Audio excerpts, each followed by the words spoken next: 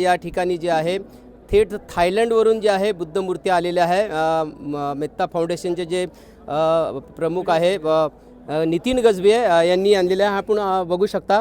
आणि विशेष करून मी सांगू शकतो की रामटेक मतदारसंघाचे खासदार जे आहे श्यामकुमार बर्वे साहेब यांच्या हस्ते जे आहे यवतमाळ येथील काही बुद्ध विहारात जे आहे मूर्तीचं वितरण झालेलं आहे। आज भाऊ 26 जानेवारी प्रजासत्ताक दिन आहे, तुम्हाला सुद्धा शुभेच्छा। आणि काय सांगाल या ठिकाणी तुमच्या हस्ते बुद्ध मूर्तीचं इथं वितरण करण्यात आलेलं आहे? नक्कीच नितीन भाऊ गजबीच्या माध्यमातून दरवर्षीप्रमाणे ह्या वर्षीसुद्धा भगवान गौतम बुद्धाच्या मूर्तीचे वाटप ग्रामीण भागातले जे आमचे आंबेडकर चळवळीचे बुद्ध अनुयायी आहे त्यांना मूर्ती हा मोठा विषय असतो। कारण आमचा बौद्ध समाज हा खूप आर्थिक स्थिती खूप मजबूत नाही आहे आणि त्यात एवढी सुंदर मूर्ती आपण बघू शकता। माझ्या बाजूलाच आमच्या जी मूर्ती भगवान गौतम बुद्धाची आहे ते थायलंडवरून इथं आणलेली आहे आणि ही मूर्ती भारतात अशी बनत नाही आणि थायलंडवरून त्यांना आणून गोरगरीब आमचे बौद्ध अनुयायी यांना हे मूर्ती वाटप करण्याचे काम सतत मागील 4-5 वर्षापासून आमचे नितीन भाऊ गजबी करत आहे। त्यांना खूप खूप शुभेच्छा। त्यांच्या ह्या कार्याला माझा सलाम आहे।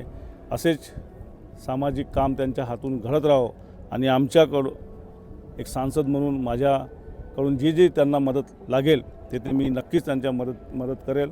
आणि सर्व बौद्ध अनुयायी सर्व बौद्ध बांधवांना प्रजासत्ताक दिनाच्या शुभेच्छा।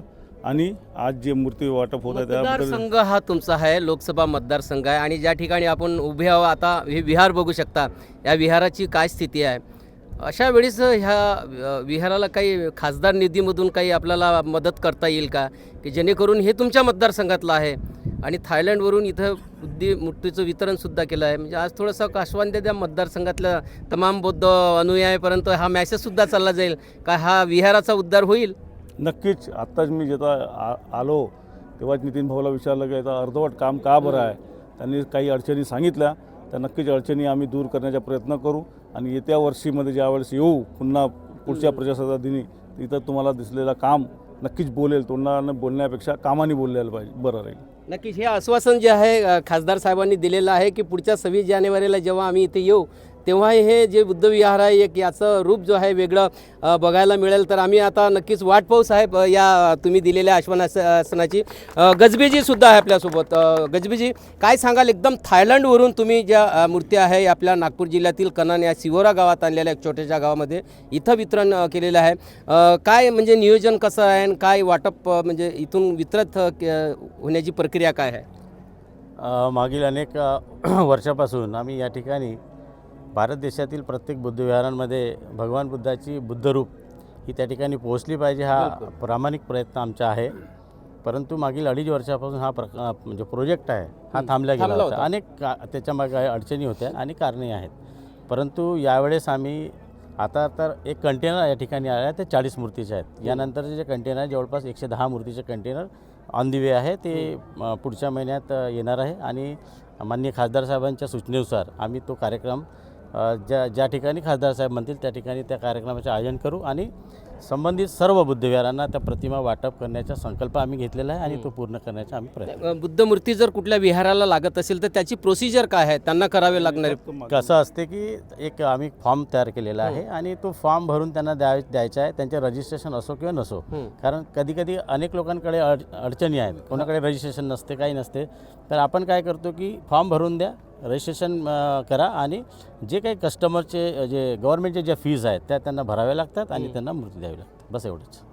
नक्कीच साधी म्हणजे प्रोसिजर आहे या ठिकाणी। जर तुम्हाला मूर्ती जर बुक करायचं असेल तर गजबे सर पण संपर्क कसा साधतील? जसं महाराष्ट्रातल्या काही लोकांना जर संपर्क साधत आहे तुमच्यासोबत, सोशल मीडिया अतिशय प्रभावी क्षेत्र आहे आणि सोशल मीडियाच्या माध्यमातून अनेक ठिकाणी मी मॅसेजच्याद्वारे व्हिडिओच्याद्वारे आणि त्या ठिकाणी ऑलरेडी एक तुमचा कॉन्टॅक्ट संपर्क नंबर असेल तर सांगा. कॉन्टॅक्ट नंबर आम्ही देतो आणि माझा मोबाईल नंबर आहे 9373401030. या नंबरवर आपण सर्वांनी संपर्क करावा. आमचा प्रयत्न असेल की सगळ्या बुद्धविहारांना आम्ही ह्या बुद्ध प्रतिमा देण्याचा संकल्प करतो. धन्यवाद. निश्चितच अतिशय अशी सुंदर अशी बुद्ध मूर्ती या ठिकाणी आलेली आहे. खासदार श्यामकुमार बर्वे यांच्या हस्ते यवतमाळ येथील मंडळींना ते वितरित सुद्धा केलेले आहे. यवतमाळचं कोण आहे?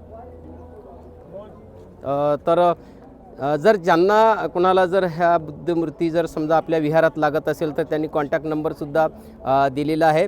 तर नक्कीच हा एक स्तुत्य उपक्रम जो आहे सामाजिक कार्यकर्ते नितीन गजबे हे राबवत आहे आणि आता सध्या एक 40 मूर्त्यांचं कंटेनर त्या ठिकाणी आलेलं आहे आणि दुसरं कंटेनर जे आहे 100 मूर्त्यांचं ते सुद्धा पुढच्या महिन्यात येणार आहे.